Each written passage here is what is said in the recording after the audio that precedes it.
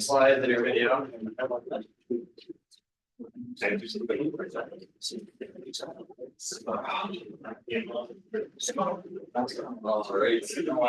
So for those of you who haven't met here before, welcome to Sector67. We do these monthly show and tell style meetings. Basically, people give talks on projects they're working on, or things that they've realized are interesting about the world. Then afterwards, we can go around and say who we are, what you're interested in, and then we can do a tour around the shop.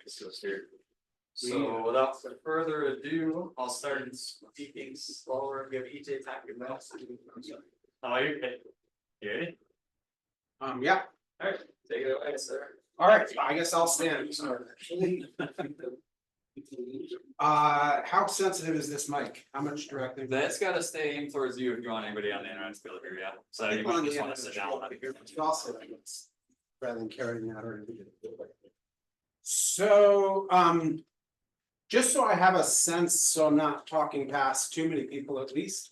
Can I see a show of hands of anybody that's seen the video that I had posted on the Slack? Okay, there's some of you. I posted a video largely about what I'm going to be talking about today, talking about the difference between natural language, which is there on the left, and what I call syntax free. You'll hear me use the term syntax locked, which is basically text that's locked up in the specific language. Like on the left, that's English. If somebody speaks Portuguese, that wouldn't help them really at all. And then on the right is a what I call a syntax-free representation of basically exactly the same information. And I'm going to be talking about the difference between these two. If at any point somebody has a question, please pop up your hand and actually don't pause now so far. Any questions about anything? Okay. So I'm going to use a couple of analogies, and then I'm just going to show it working in a way that the video I mentioned doesn't actually do. The video is one of the questions I got was, so is this just a philosophical exploration of like how we should be capturing information? And so hopefully a practical example will demonstrate the extent to which, yes, that is partially true. There is an element to that, but also it's a very practical thing. So let's start with this. This is a Wikipedia page on ladybugs. And ultimately, we could do this with any document at all. You could pick any Wikipedia page, and what I did here would effectively work, which is that I asked ChatGPT to take the text from the first through the biology section, so all the way through down to here to biology and ecologically. It's about, at full screen size, it's about 4 pages of text. And I copied it into ChatGPT and I said, please describe this in a language called JSON, which just makes it easier to read for a machine. It makes it machine readable. And that's this right side. And so I'll also scroll down. It's roughly the same length, except you'll notice that there's many fewer words. There's about less than half as many words over here on this side. And we'll get into the structure in just a sec, but I just wanted to sort of scroll past that quickly. And a couple of analogies to help understand the difference between the left side of the screen and the right side of the screen is, imagine that we are in a biology class and it's Monday and the professor says, so on Friday, you're going to have a quiz about ladybugs. And I have a stack of books here, actually 2 of them. They have exactly the same information. Everything you're going to get tested on Friday is in both of these books. But this book here is 100 pages, and this book here is 50 pages. Who's walking out of that class with the 100-page book by a show of hands? For the record, nobody's raising their hands, and if they were, I'm going to speak to you after the meeting. Obviously, you're going to, assuming it can convey the same information, that 50-page book is going to take less time to consume it.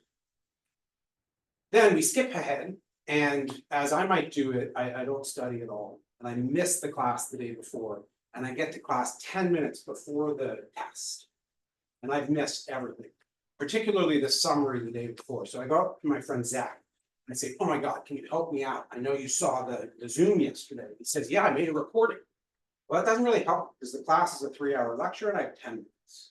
So he'd say, oh, I also have a transcript. You can think of the left side of this Wikipedia article, as like the transcript of the class. It wouldn't make for necessarily a very good class, but potentially the instructor could just like read this page and the people in the class could take notes. And again, I might be able to read it, but I'd have to be a pretty fast reader to get through all that in 10 minutes. And usually you don't say, hey, can I borrow your transcript? You say, hey, can I borrow your notes, or can I copy your notes? And you can think of the right-hand side as like the notes of the most astute student in the class. And it doesn't describe how the professor described the information. It just describes the information. And some of that happens on Wikipedia, like on the left side of this, but the right side of that page, you'll notice there's narrative text over here, but then there's sort of more structured text over here. And if this was about a person, it might have their picture and their date of birth, and it's sort of more structured. It's actually a little more syntax free. Because if you look at all the different languages of Wikipedia for ladybugs, they should all have the same number of items in this taxonomy. They should have the same number of subfamilies. They shouldn't differ in that way, regardless of whether you're describing ladybugs in Spanish or French or German. It doesn't matter. And as we go down here, this continues to be common names: ladybug, ladybird. In the United Kingdom, they call them ladybirds. And so it doesn't contain the narrative description of all that information. It just contains the facts, the kind of thing you take down in your notes. And it's half as many words, and it's highly structured. And so this is syntax free, and this is syntax locked. And essentially everything that we looked at in that video is based on these two kinds of content. And before I go any further, any questions about this? Does that make sense in terms of the difference between how to represent that knowledge? Because it's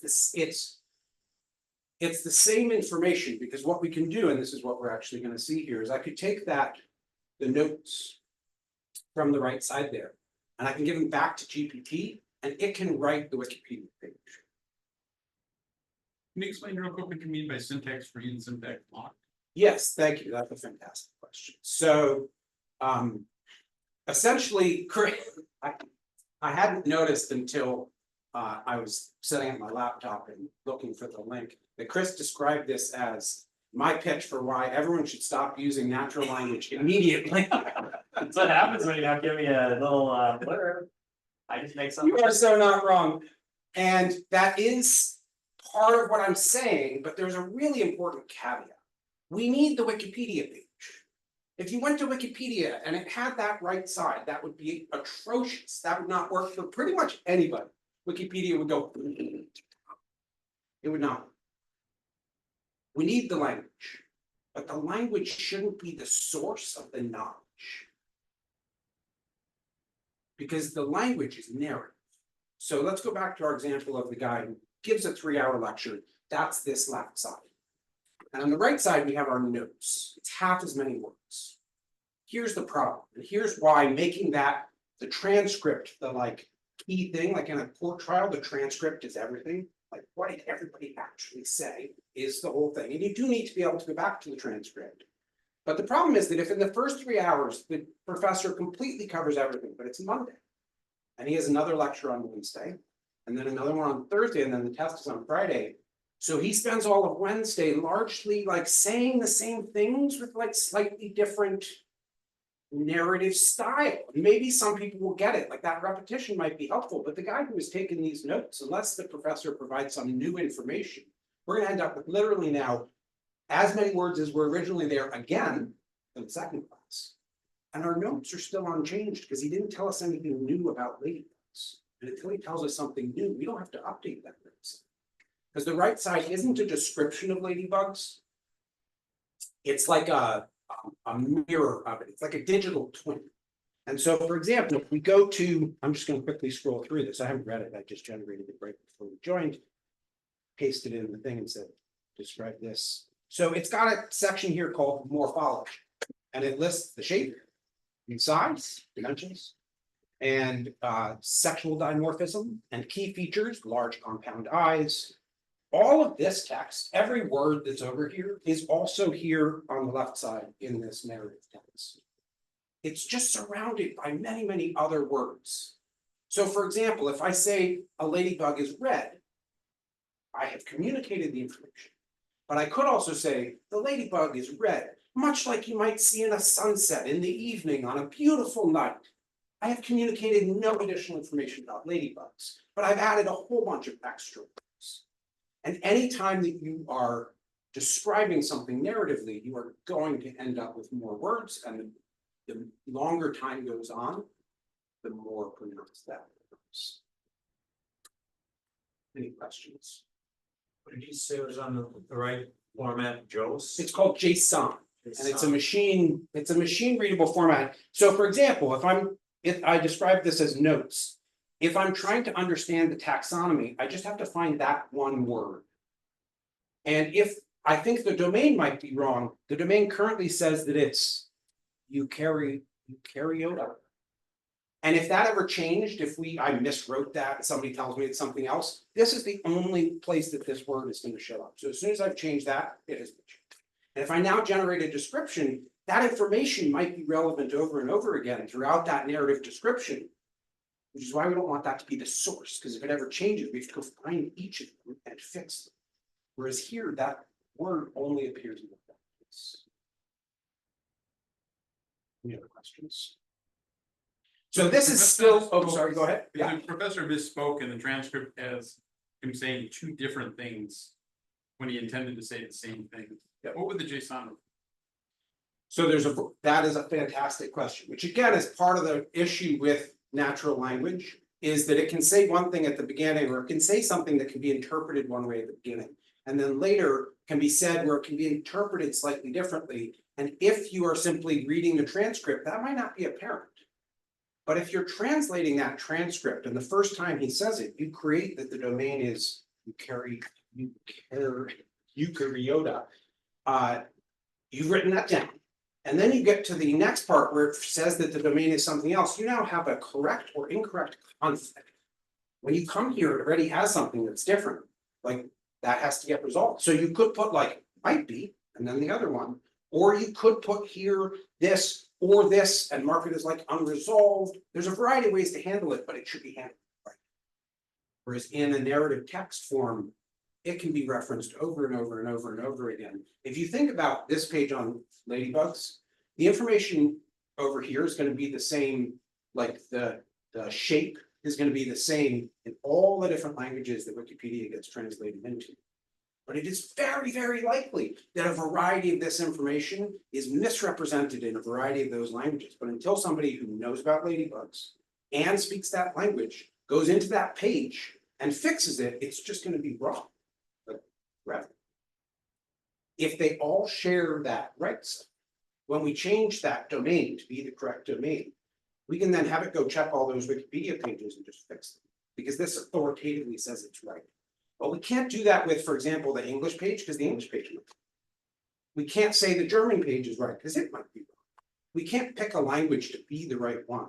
But here, we can pick one structure for this, and when the domain changes, because we learn some new information, we fix it here, and it just permeates the entire system.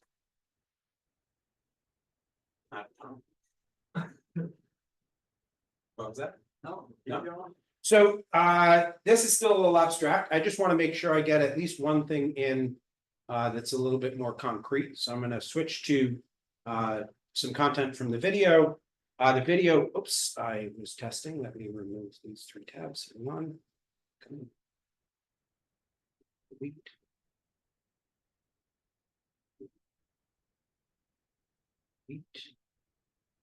And while I'm doing this, I'll explain what it was that the video talked about for anyone who hasn't seen it. The video talked about a game called Roast and Toast, which is a marshmallow themed game set in a summer camp. This is the game. here, roast and toast. And so the video talks about this game, Roast and Toast, a whimsical s'mores themed game set at a summer camp. If I go to the game details tab, it's got the name of the game and the version and a little description, a one-sentence description of the theme, and a description that at each level we are introduced to a new ingredient. And then the game has 3 characters, which again we talked about that was talked about briefly during the video. The video is only 5 minutes. It's not a very long video, but it introduced Crispy, who's a marshmallow, and his pal Melty, and their pal Crunchy, to make up a s'more. They're the gang, the s'mores gang, and there were a few words that described each one. And in the video, we started with those few words, and we explored the difference of how a language locked versus a syntax locked versus a syntax free representation of this information. And at the end, we had a JSON blob that looked a lot like the notes about that ladybug, but it just had the name of the game and the version and a little description, and then it had a list of characters that listed Crispy and Melty and Crunchy with their name and these few words. And this Airtable is really just that JSON. I asked ChatGPT to export it to an Excel spreadsheet, and then I imported that Excel spreadsheet here.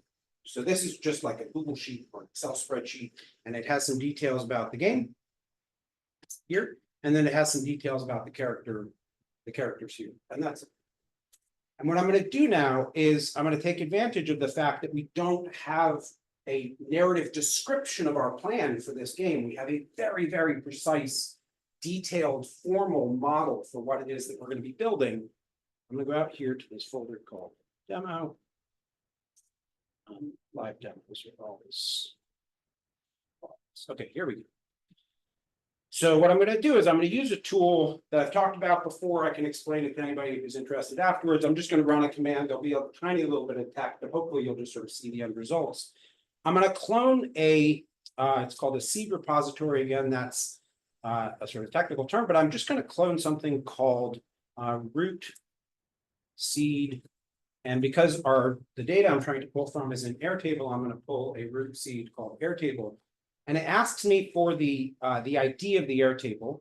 And so I'm going to go over here to the Airtable, and I'm going to grab the ID of this spreadsheet. And I'm going to put that in here. And it's going to ask me for a list of entities, and we want those game details, and we want the characters. And it asks me for what view I want. Grid view is fine. I'm going to paste in a demo key here, and the game will be Roast and Toast. And what it's going to do now is it's going to clone down a repository. It's going to clone down some code from GitHub, and I'm going to go into this folder called Airtable, and I'm going to rebuild it. I'm going to say build all, and I'm going to include disabled projects. And so what it's going to do now is it's going to connect to that Airtable. It's going to download those 2 tabs, and it's going to create some stuff based on that. We're just going to look at it, and then we'll make some just a couple of little changes, and we'll rebuild, and we'll see what effect it has on what it created. So while it's doing that, I'm going to open this up in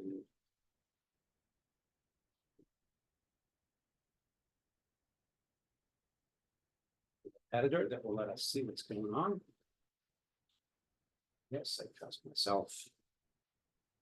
So what it has created at this point is a little description of our game. You can think of this like the Wikipedia page. If we were going to write a Wikipedia page about our game, this might be what we put up there. We got Roast and Toast, Summer Camp Fun. It's got set information about the theme and gameplay mechanics. It lists the characters. It's got links to their images. That's Crispy. And oops, sorry, yeah. Crispy and Melty and Crunchy. So it basically just wrote that narrative description about our spreadsheet. Our spreadsheet is pretty thin at this point, but it just sort of filled in the gaps, which would be a problem if this was our source document. Because now every time we make a change, most of this is wrong. If we were going to have to manually go back in and fix this every time something changed, this is the main key thing I want to illustrate is the difference that you need both. I'm not arguing we need to get rid of that privilege. I'm saying in most cases, it shouldn't be the source. The transcript of our call shouldn't be what we send out to everybody, the meeting minutes are. And we do this in very specific and targeted situations like that. And I'm just going to quickly reload this. And so it also created a little picture for us.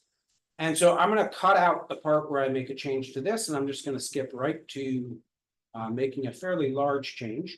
So this is what was in the video, this little game, with some details about the game and some details about the characters that were in there. But I also have this other game called Rooftop Runners, which is a high octane ninja themed high octane game where you're running across rooftops. So I'm going to make Roast and Toast not the active game, and I'm going to instead make this the active game.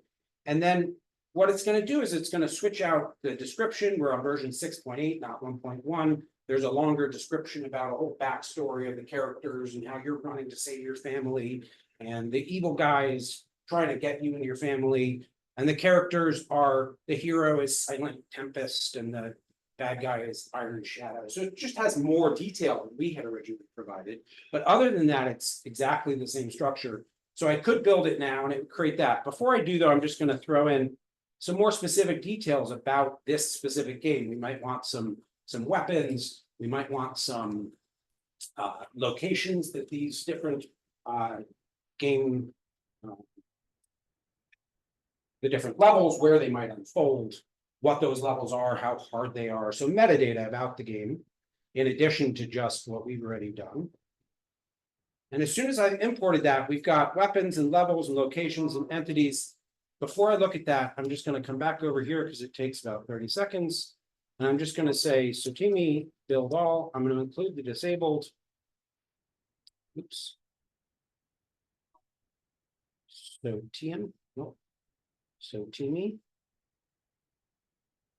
And that's going to start rebuilding. And so in addition to those characters, we have some weapons, a silent dagger, a shadow staff, etc. Those have attributes like how much damage they inflict. If they inflict more damage, they impact your speed, how much flexibility they are, what range they are. So a bow staff has, a rogue's bow has a much longer range than a dagger, for example. So metadata about the weapons, the levels that things are going to have, how hard those levels are, different locations where gameplay might happen. Again, this is all just metadata that we've now just literally added as additional tabs in the spreadsheet. And now back over here, we should have, now we have a rooftop running game, high octane. We've got a protagonist, we have an antagonist from the Shadow Guild, that's this guy. And then we've got themes and environments with the different locations that we mentioned. If we change those locations or descriptions of them or whatever, those would change. The different levels that were mentioned would be in here. If we add additional levels or again, change their characteristics. So this README has updated. The image also should have updated at this point. So we get now.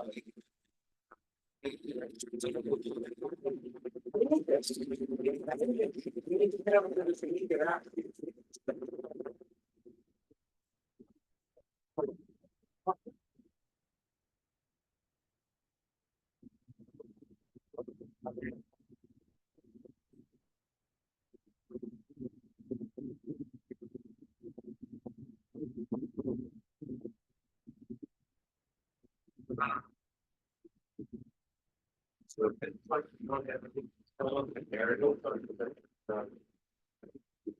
the notes that you buy it. Fill in all the narrative. So the short answer is no. The main purpose of this is you need control of everything at every level, and it doesn't actually depend on when you make the change. So the short answer is yes for right now. In other words, if I rebuild it right now and I say regenerate the README, it'll just generate a new narrative description. But as I back that and I get it right, what I would do is I would save those descriptions into the spreadsheet. And now I can make this a different report where it's pulling in those descriptions. And it always does it the same way. It always includes the current and most up-to-date information. We need this, it just doesn't make sense. Just as one example of the fact that it doesn't matter when we do things, I had originally said clone C to create this whole thing. I can also say zucchini clone seed. And I'm just gonna put some dots in here, and then I'm gonna also say, zucchini clone seed, and for simplicity, I'll just use a starter, .NET starter, oops, .NET starter. And so we get these docs, which are gonna describe a little bit more technical aspect of our game. This is not a narrative description, it's a fairly detailed description, including descriptions of the weapons and other elements of the game, any descriptive narrative text that we put in about the different attributes, those are all going to be in here. And then I also had it create some code. So here under .NET Starter, it creates a little console app. And again, we've got the character description with those descriptions of what an avatar is and what a type is. And so that was in both the docs and it's here in the code. And any code that we create in any language, any artifact that we create in any context, start with whatever's in there. And when we change the Airtable, like it is doing here, it should just flow out to everything that is part of that project. And if that something doesn't update itself, it's wrong. In a traditional context, wrong doesn't really make sense. Like on Wikipedia, English says one thing, German says something else, French says something else. Who gets to decide what's right and wrong? In this case, that Airtable gets to decide, because whatever it says, that's it. And I'm done with questions. I know it's my long.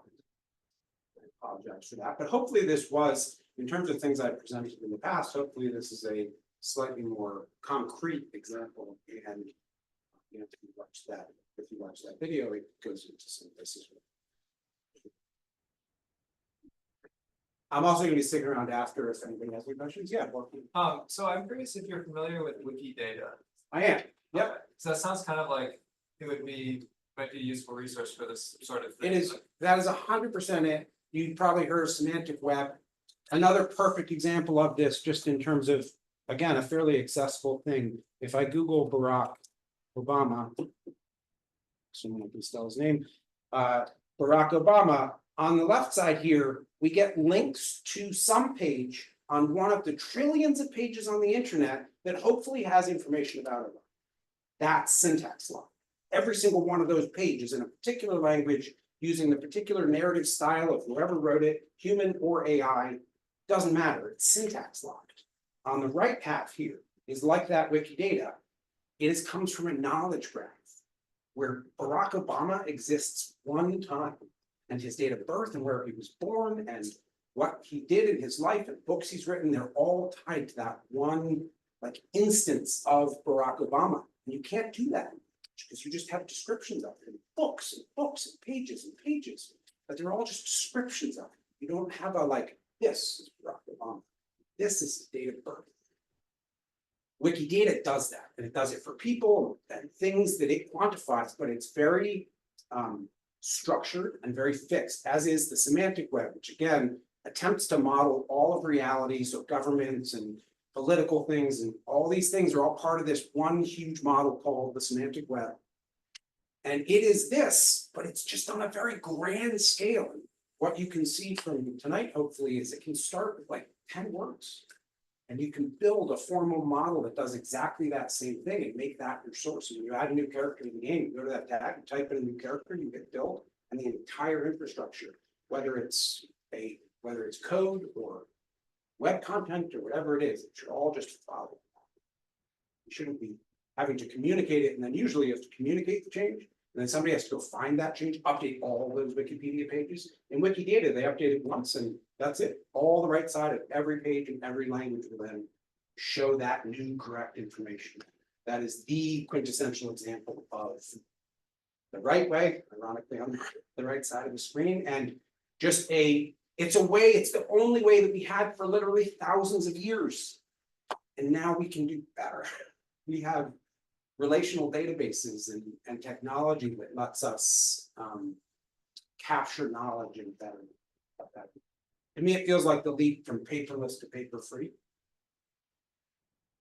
When we were paper-based, all of our knowledge was locked up on paper. If we brought a like Salesforce to somebody, they'd be like, our customers are in that filing cabinet. That doesn't help me. We have to first get it electronic, then we can move it from Salesforce and export it and import it and move it around. all of our knowledge right now, it's not paper-based anymore, it's still syntax, it's still in Google Docs. It should be in Google Spreadsheets, so we can create docs from that. That more structured version. All right, thank you, Dan. Yep.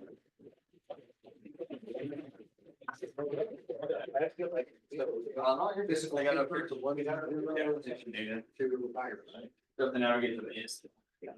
For something really practical, there's just something really fun and, you know, entertaining. So, my name is Jim Ritter. I am a member of the sector. And I'm a retired architect. And I work on these community art projects. And this one is called the One Earth Project. And it was launched at the AtwoodFest Conversion Parade. And it started before the pandemic. This idea was, it was a teaching tool called, so lesson overview is the theme of the student exercises to appreciate the beauty and shared stewardship of this one and only remarkable planet we live on together. We must develop a global consciousness for our unique planet. We are so many different cultures, tribal customs, and we could use the GPT chat there, because we just politize that. Anyway, this was given to some teachers at Lowell School for a middle school project. The idea was to get kids involved with knowing about the planet, the geography, the cultures, the extent of oceans, the continents, but with a real tactile way of understanding the different. So this is called a Mercator projection. Anyway, so I laid this all out for them and they wanted to do it. And I started the project with some kids. And then the pandemic hit and the project got shelved. So then the AtwoodFest 2024 came up and my neighborhood kind of matriarch, Betty Chewing, said, I'm a convergence parade captain, come up with an idea. We need an idea for the parade. Float basically. So I'm gonna just quickly go ahead and talk about how we made it. One is you can get gore templates, and that's actually a perfect sphere template. We ended up using what's called a quasi-sphere, which is diameter divided by the sine of the number of gores, and then divided by 2, and it gives you a radius for a curve. That was a 58-foot radius. So I went to Lowell School on the playground and I measured it all out and I pulled a 58-foot radius. We made that the template, and then the template, as you go forward here, that's one of 12. So with the 12 gores, the idea was really to test out this idea to present to a middle school, set of classes and see if it all worked. Okay, so I had never done this before, but I went forward. So here are the different stages of the logistics, starting on Tuesday, July 23rd. That's where I laid out that, it said 8 to 10 people, it was me. Okay. But the idea was this was a community building exercise. Just as the AtwoodFest is, it brings the community together, music, food, art, and of course beer. Anyway, stage 2, I cut the rolls here at the sector. The sector was instrumental in this project. I just want to add. The wheel, okay, I can get into detail. The Jim's projects. Several Jims, yeah. Jim, Dr. Rasmussen, right over there somewhere. We discussed things like hoop stress in a sphere, an inflated sphere. What was the weight of the plastic? What PSI are we going to inflate this to? And that would determine what kind of ceiling detail we would use, because if the ceiling detail fails, the balloon fails, okay? So that's all really well known by people who do hot air balloons and weather balloons. Anyway, this is a 12 Gore Mercator projection. So this is how we laid out each of the large scale. This ultimately became a 12-foot diameter sphere.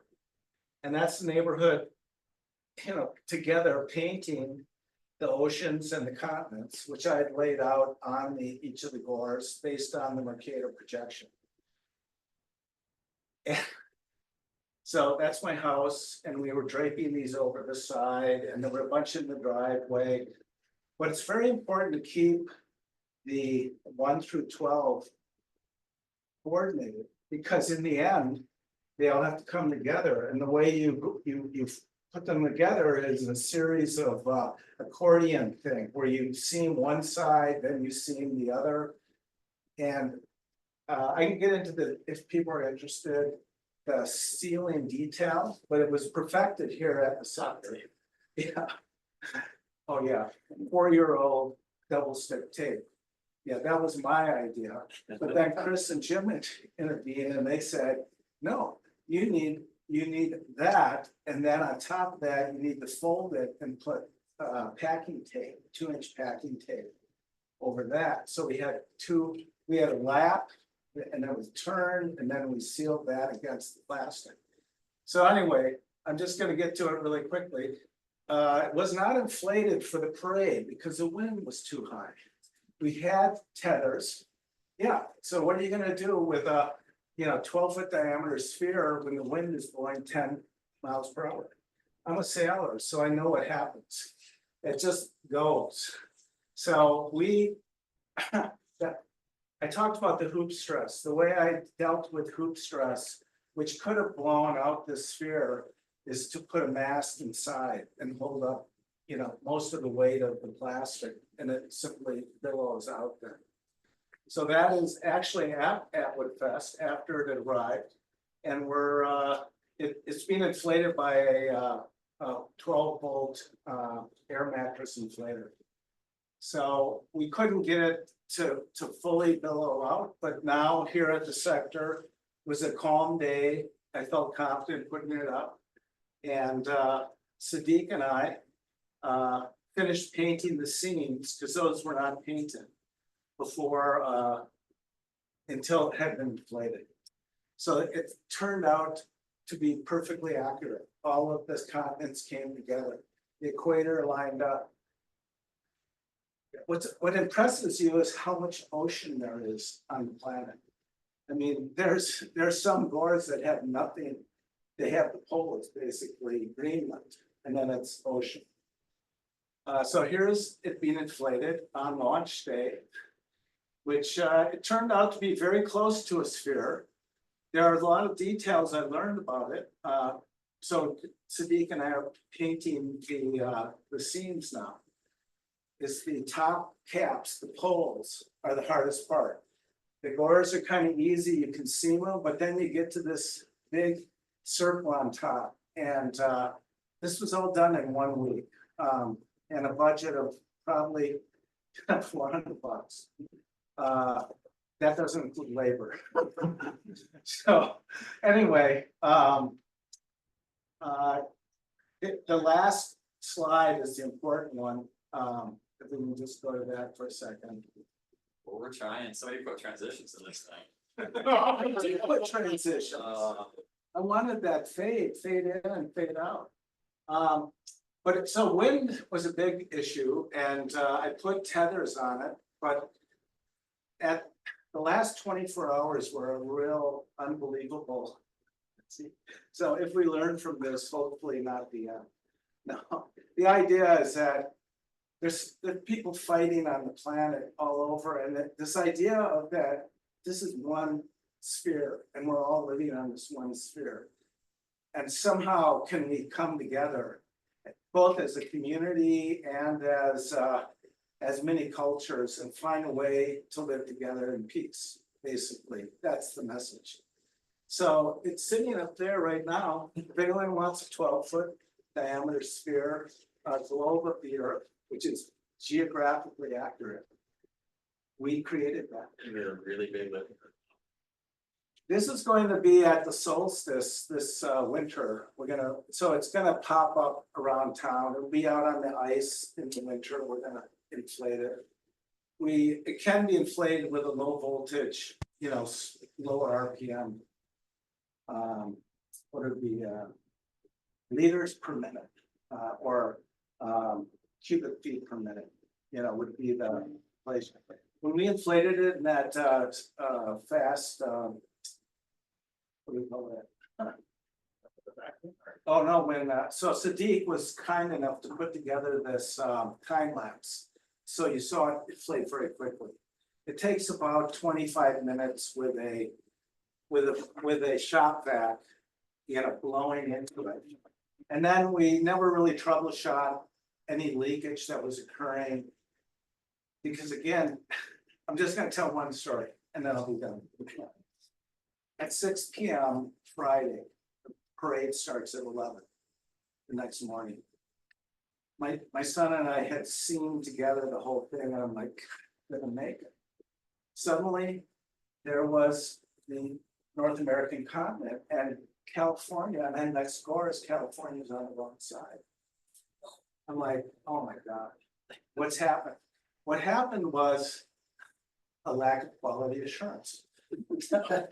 So as long as I was involved, I knew that the ones that I had actually drawn continents on, that face was the front face.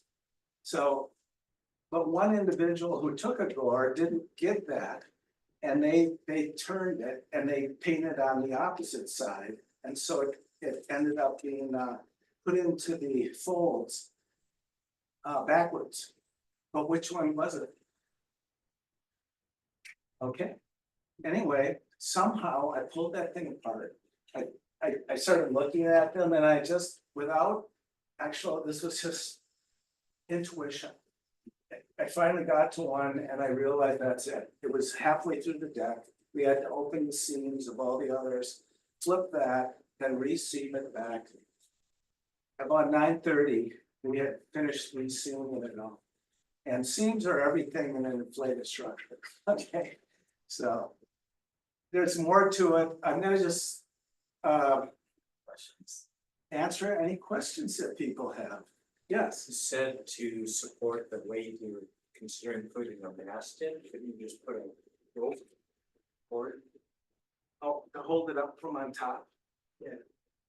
Well, then you'd have to have some armature. Well, you're hanging, right? oh no, this was self-supported. This self-supported. Yeah, it was actually rolling in a parade. Oh, so the logistics were that it was portable, that it was lightweight. So the wheel, I just want to thank Chris and the sector he provided the wheels to put the box that this thing sat on. And then the entire thing relied on a Chris Meyer welt. Okay, and I just want to say. We don't need to tell anybody about that.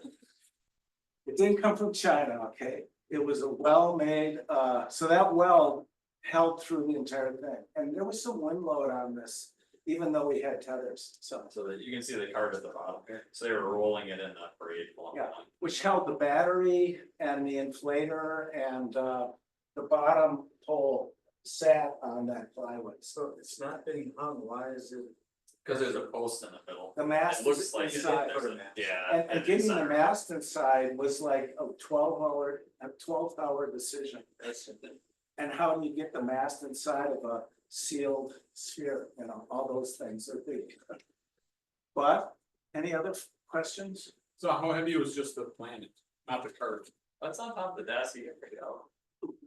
I just wanna know if you could backpack on it so they can catch something. Well, going out on the ice, that's an idea. Okay, and so if you see on the news a big earth sphere on the ice, this is where it came from. Yes, It seems like some of the hardest work would be laying out the gores accurately so they line up and everything like that. Like, how did you project what you wanted onto those? I laid out the latitudes, what do we? He drew What's it grid called? lines on it to get Oh, Yeah, so there were about, again, I think, well, that's 18, because there's 90 degrees. So I laid those out using a template and just repeated that over and over on top of each other. But then I would go to each door and then just hand, illustrate the lines of the continents. wow. Then others in those pictures, and there were probably a dozen people involved, painted the oceans and using acrylic paint, which sticks to polyethylene sheet. And so it should last for a couple of years anyway. And we will be popping this thing up occasionally. And, because it is a community art project. Yes, So where can we get a massive amount of helium? I like that. I like the way you think. With like That eliminates the a base lawn chair, requirement lawn completely. chair, couple of nylon cords. Yeah, I hear somebody try that. Yes, So you mentioned hoop stress a couple times. Yeah. Can you explain what that is? I haven't heard that term before. okay. Well, the term, actually, Dr. Rasmussen over here introduced it. It can be calculated based on, I think, probably the diameter of the sphere and the weight of the sheet, okay? But there's a formula that would give you the actual, what It's the- force is on Under it. the tear itself. It's like the term comes Yeah. from hoops of a barrel. So you think about an old like salt barrel, right? Salt, meat storage, roll on the ship kind of barrel. Those hoops are the hoop stress. So like the tendency for that barrel to want to blow up, or in this case, the globe to want to tear Blow up. up all those and hoops. pops the seam is really the thing.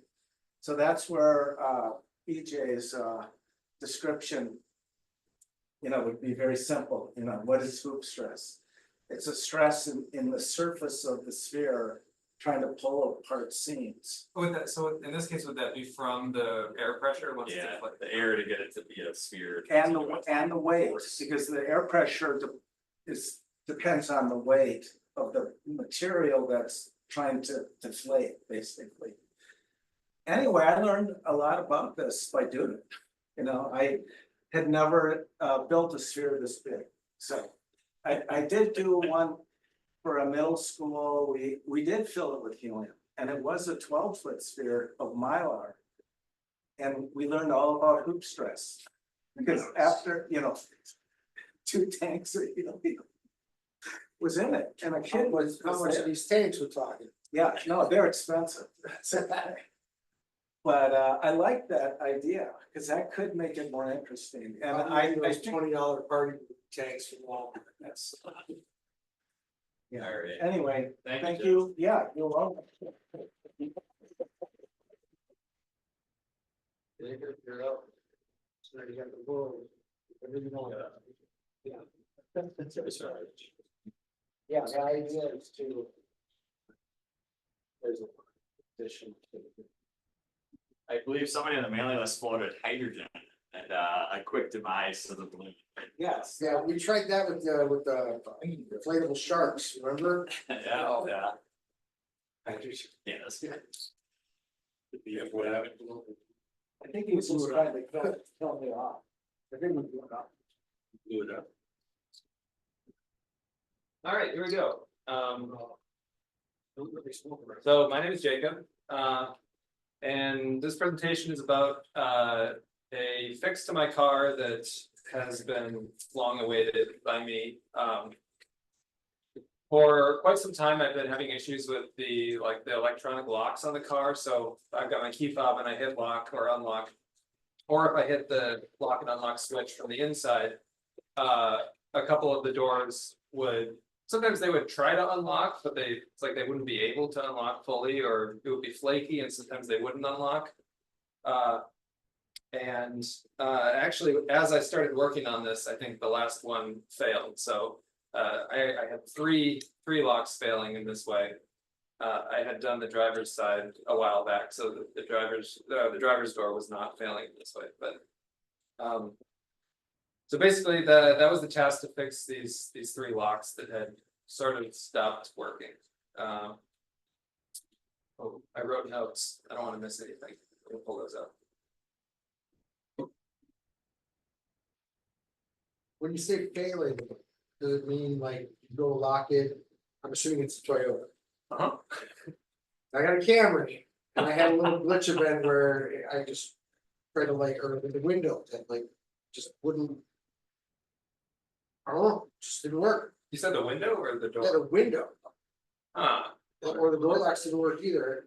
And then I just turned the car off, turned it back on, and it worked. So oh god. is that a sign that mine are failing too? I think that's a sign that yours are failing in a different way than mine. Great. And that sounds Oh, harder to figure damn out than mine. Sounds like you got a loose connection maybe somewhere, but that's intriguing. Maybe we'll have to talk later. But no, mine were failing in a pretty predictable way. It's just basically something about the actuation wasn't working. And so this first picture shows kind of the primary stuff that I was working with here.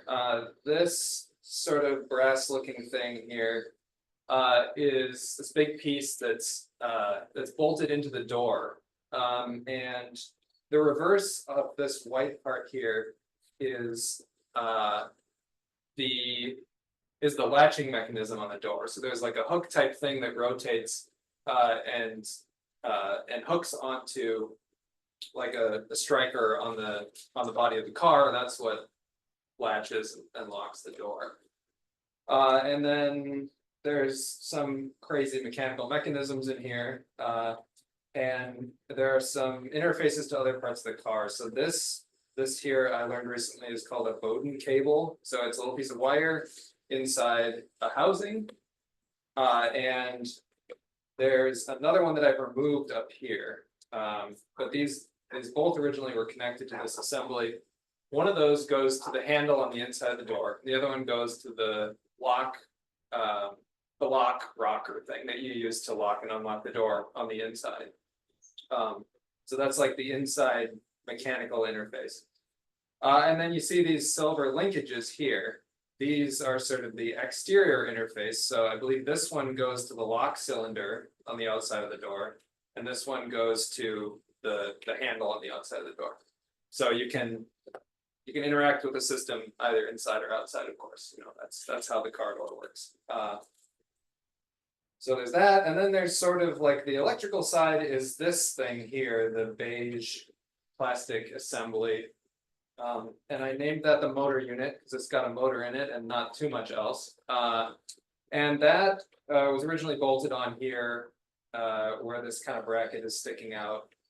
And these little white arms are like levers, so they rotate around the point where they're mounted.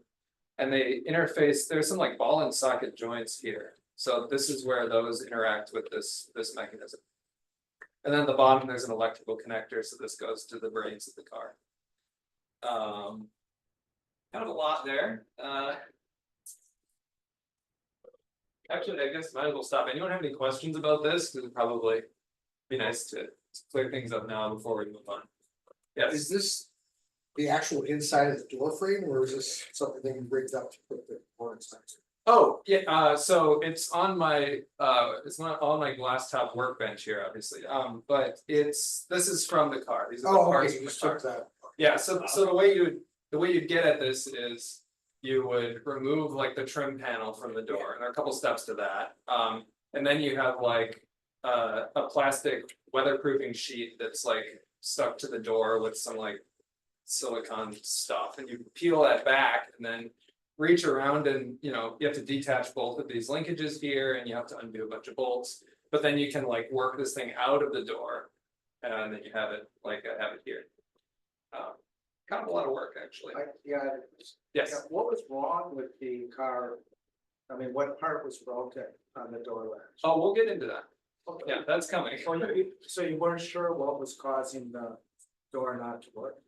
Yes, I think so. That actually leads perfectly into what I was going to talk about next, which is I found I didn't know about this when I did the driver's door initially, but I found a YouTube video where someone had, as it turns out, had the same problem I did, and basically did the same repair. So I watched that at some point in this process and was pretty sure that I was dealing with the same thing and had a pretty good guide of what to do.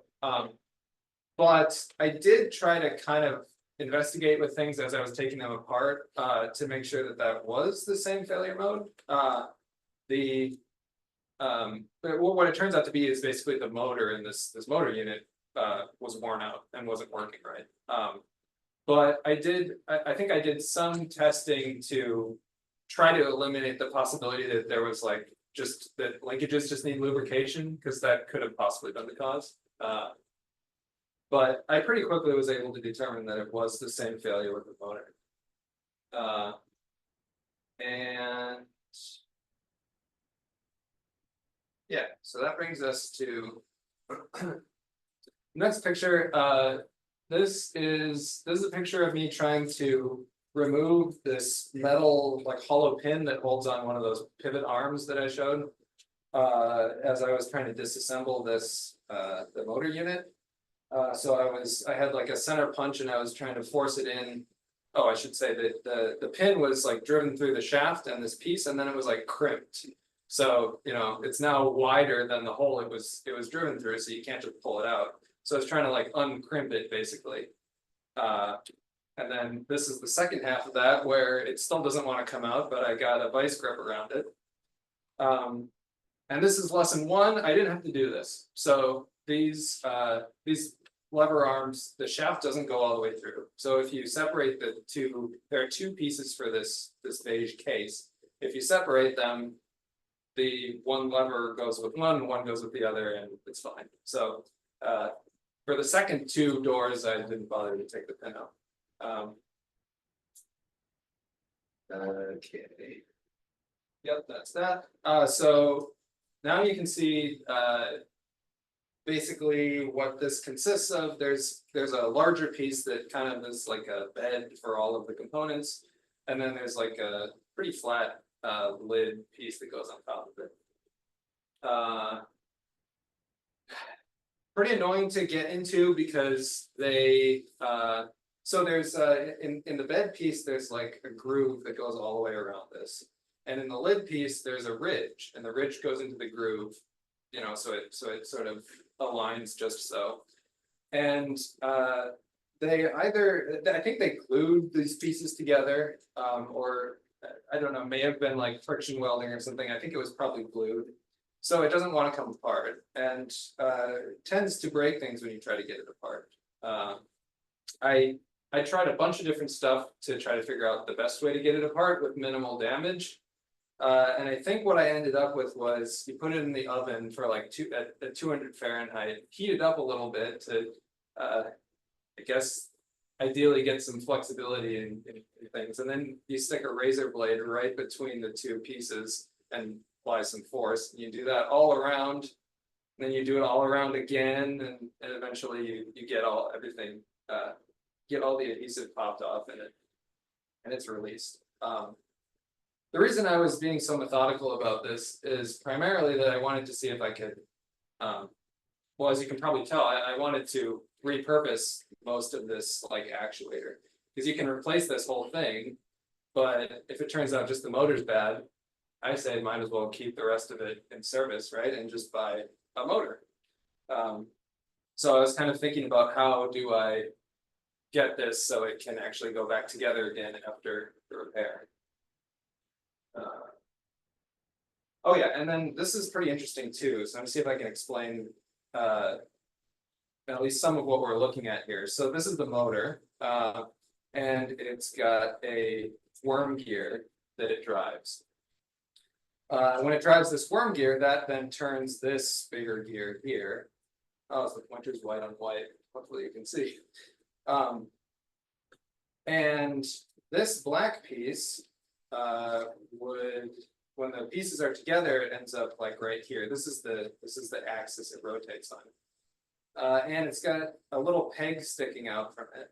So this peg sticks into a sort of a well in the gear. And you can notice that as the black piece rotates, the peg can travel sort of radially within this gear.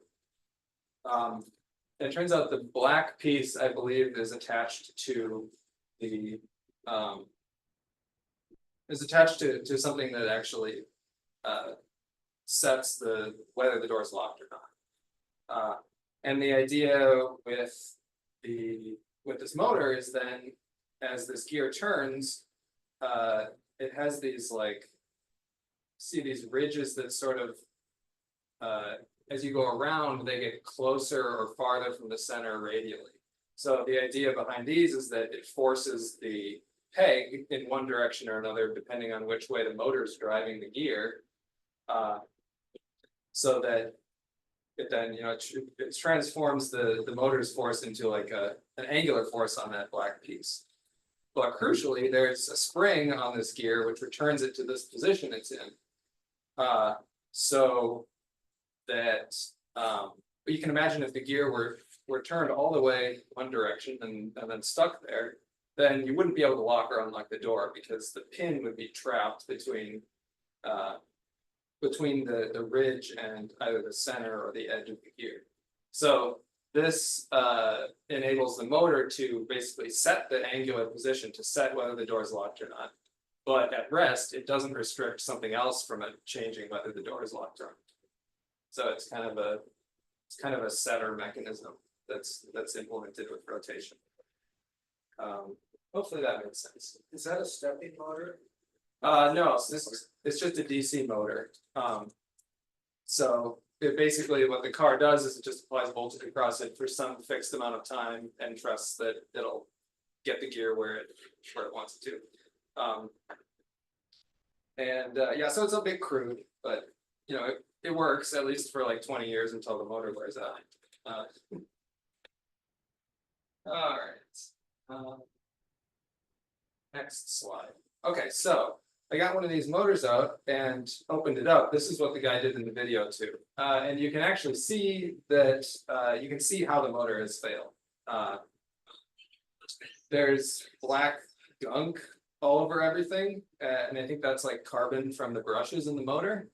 And if you can see this upside down V, I think that's plates that the brushes for the motor are supposed to be mounted on. And they'd be spring loaded. So as the brushes wear down, these would come together. And I believe what we're seeing here is that they've come completely together because the brushes have completely worn down. And that makes the motor not work. So conclusion from here is that this motor is dead and I need another one.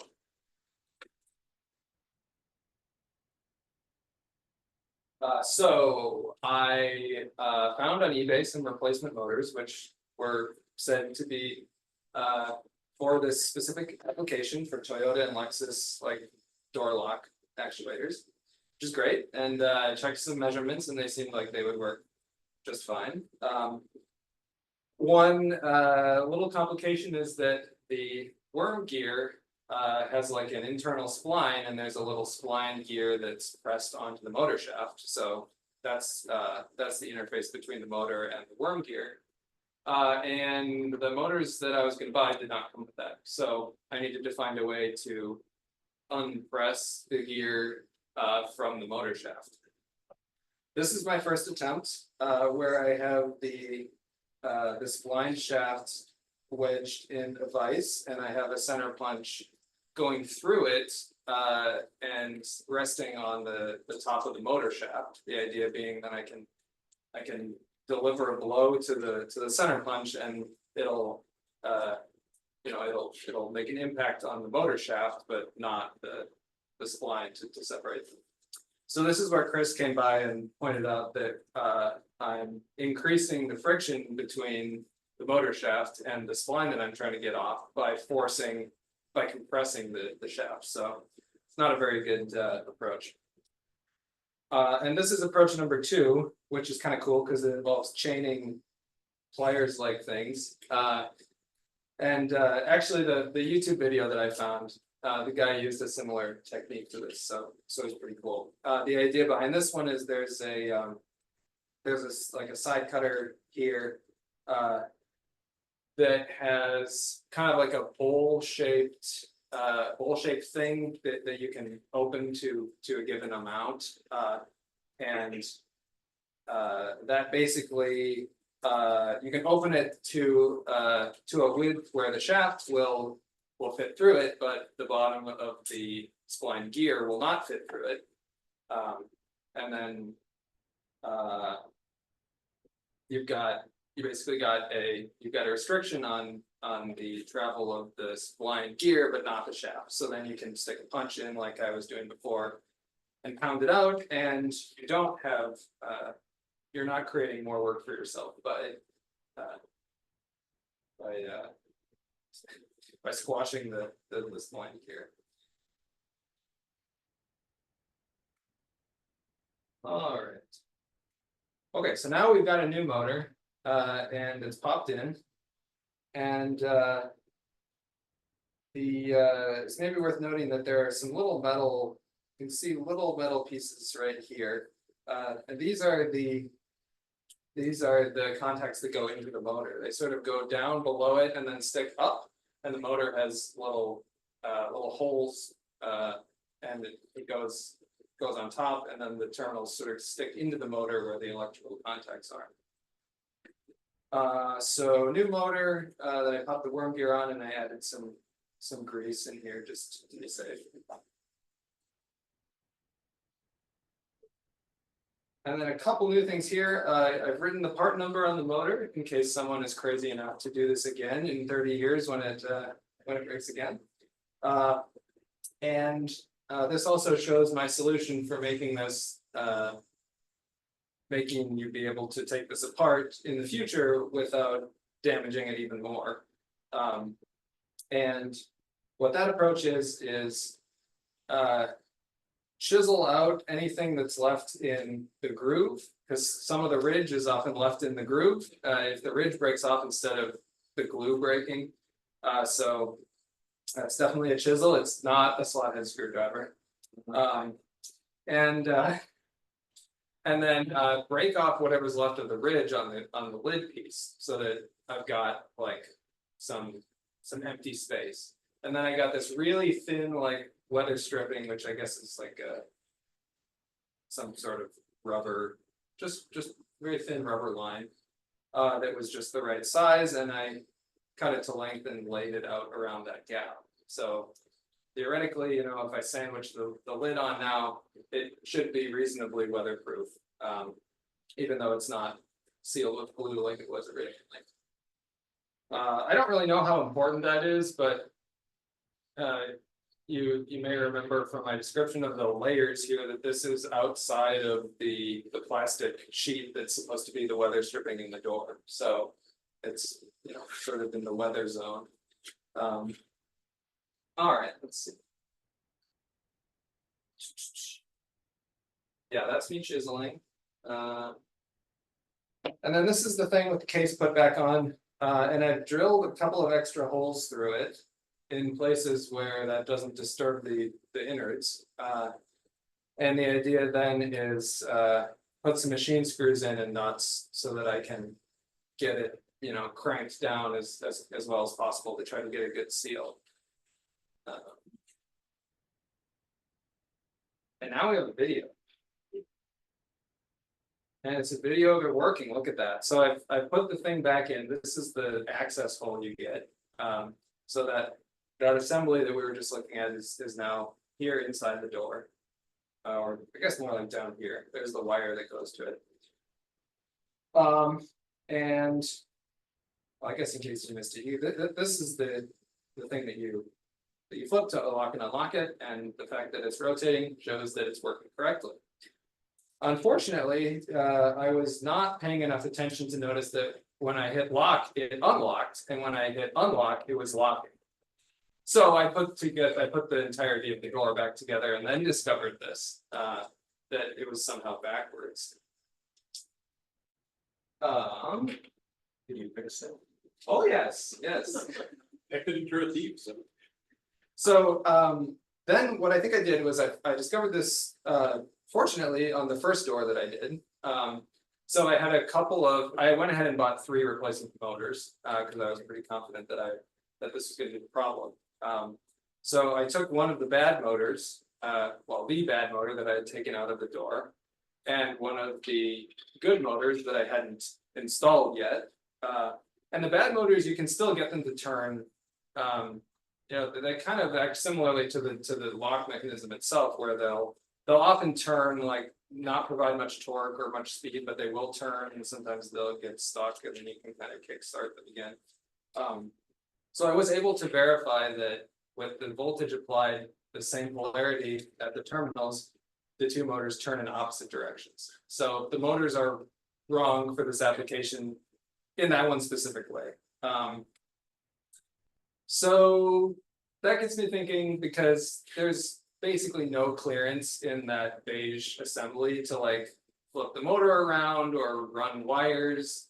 I would have to probably chop the contacts for that motor are, I think, one basically like, well, it's not one piece of metal because there are multiple conductors, but they're like strips of metal that are embedded in some plastic, I think. So I'd have to like hack into that and then run wires and make sure that there's clearance. I might have to like create grooves in the case to allow for it. So I decided instead of that, what I would do is just switch the two terminals that go to the motor on the wiring harness, so that the lines are switched and then they're switched back in the motor basically to compensate. So this is a picture of me having successfully removed two terminals from this connector that goes into the beige assembly. Now let me see if I missed anything on my notes. Yeah, nope, that's basically it. And so the way you do this is well, actually I'll get to that later. I also put some masking tape around it and wrote swapped. It kind of looks like snapped, but idea is if someone's poking around here without realizing what I did, maybe this will allow them to realize what I did. Because obviously if you plug an actual actuator, if you replace my Frankenstein actuator with an actual one, then you have my original problem where the lock does the wrong thing. So I don't want that to happen.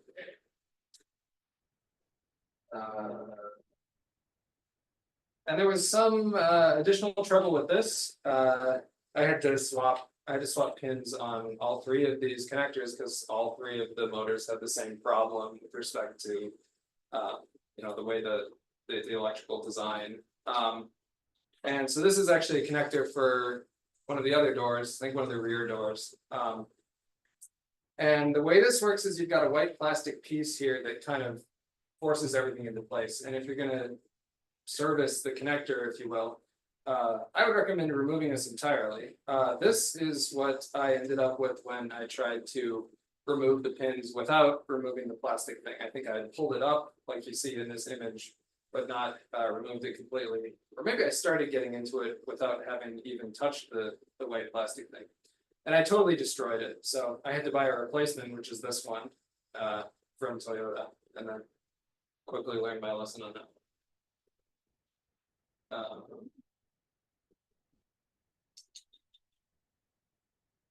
All right, and this is maybe the most funny part. I want to see if anyone can guess what's happening in this picture.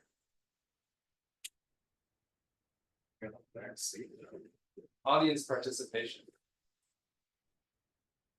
It's not good. So what's happened here is that I've gotten the door stuck shut. So I'll get into how that happens right after this, but what this picture kind of shows is that if you, I was doing this all with the doors open, which makes a lot of sense because you've got plenty of clearance and you can just pop things off. You definitely would not want to do this with the door closed. But if you have the rear seat out, you can get the door card past the seat and actually get into the door without opening it, which I had to do, and it was really annoying. The reason I had to do it was this. This is what I had done the last time I put that door back together.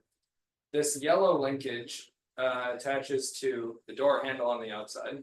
And when you pull the handle, I believe it pushes down. And this pin here is supposed to be in here so that this pushes on this. And then I think it rotates and it unlatches the door. But it doesn't do that if you forget to put this around that. But then, of course, there's the inside handle, right? So I could open the door from the inside. Well, there are child locks, and the child lock switch is part of the assembly that I had taken out. Just so happens that the switch had been in the locked position when I reinstalled it, so I can't open the door from the inside or the outside. I have to do some sketchy, apply some sketchy forces to these parts to get them clear of the other parts of the car to actually get this door card up and open the door by reaching in and sort of actuating the latch myself. So the good news was, I don't know, I think maybe the Toyota engineers had thought of this, or I got lucky. It is possible to do this without breaking anything, at least on this door. So after a lot of additional effort, I had that issue resolved. It was nice. I was kind of panicking for a second because I thought I might have to like take off the hinge and take the door off the other way or something, which would have been, well, I don't know if that's even practical at all. So that's it. The presentation was kind of driven by those images that I captured. Any questions or comments? How many hours? We don't measure that. They just straight. I don't know. I kind of did this over a period of a couple of weeks, I think. I don't know. I probably would say I probably spent at least like 15 or 20 hours on it. I really don't know. Yeah, prefer not to think about it, right? So if it was me that did it, I would be by my car, I would lock it and unlock it just for the sense of satisfaction of all the doors unlocked. Like, you know, causing yourself problems maybe instead of 30 years down the road, like 15, but do you do that, you know, just for that sense of satisfaction of all 4 doors working? Well, I don't think that I try not to over exercise the door locks, but I definitely do get satisfaction from them all working. And that'll probably wear off before too long. There's still a risk of the last one failing, so I mean, you don't wanna exercise the door as the fourth one goes. Yeah. By the way, the driver's door, it's pretty consistently happens that the driver's door fails first because, I don't know how standard this is, but if I hit unlock or lock, it just does the driver's door, and then if I do it again, it does all of them. So basically the driver's door is locked and unlocked strictly more often than the other ones, so. Jim? Oh, yes. Which Jim? Oh, God. Both of you at the same time. Here you go. On your first slide, you don't usually hear the word glass top workbench. Yep. How did you wind up with a glass top? So it was in the garbage room at my apartment. So Oh, so just it's brought it pretty up to my room, yeah. I've been thinking about replacing this with something that's like would be less likely to break when I put something heavy on it, or at least would break in a better way. But it hasn't broken yet, so. Yeah. What's the year and make? It's a 2003 Prius. How many miles? 160 something, it's been babied. It's probably And I gonna say made we're it. 2002 Camry. We're fixing Good. Could you have bought a door that fit that car from like a junk shop? Essentially replace the door, the entire door assembly. Well, anything's possible. I think the main problem with that is that this, this is a 2003, the first generation of Prius was 2001 to 2003. And they sold in the US, I think like 50,000 of them. It's a pretty rare car. I've seen a couple of them like around town, but you know, they're way less common than like the second generation Prius. I think I'd have trouble finding one in a salvage yard, at least anywhere near here. And that would be, We'll take the fun out.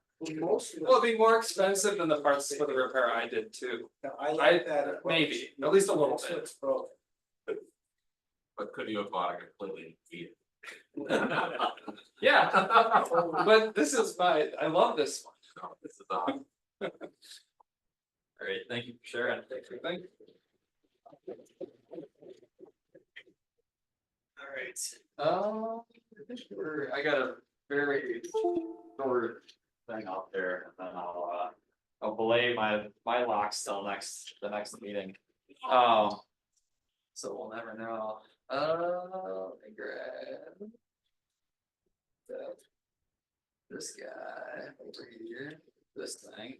So this is a Milwaukee Tools, like a job box, jukebox radio kind of thing. So you got a big boom box that plugs in.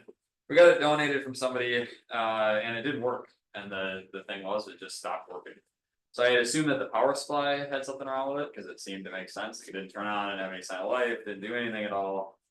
And of course, it being Milwaukee, it's actually reasonably well built. Unfortunately, means they have a screw like every 2 inches all the way around all 4 sides of this thing. It's insane. There's screws coming from both directions and the whole 9 yards. So I took all the screws apart and was poking at this thing. Power supply was fine. There's one power supply down here. There's another power supply up here. Everything looked okay. And while I was looking at this board kind of in this corner, I noticed that this crystal looked a little weird. This is like the crystal for the microcontroller on the radio controller. And I touched it and it fell off.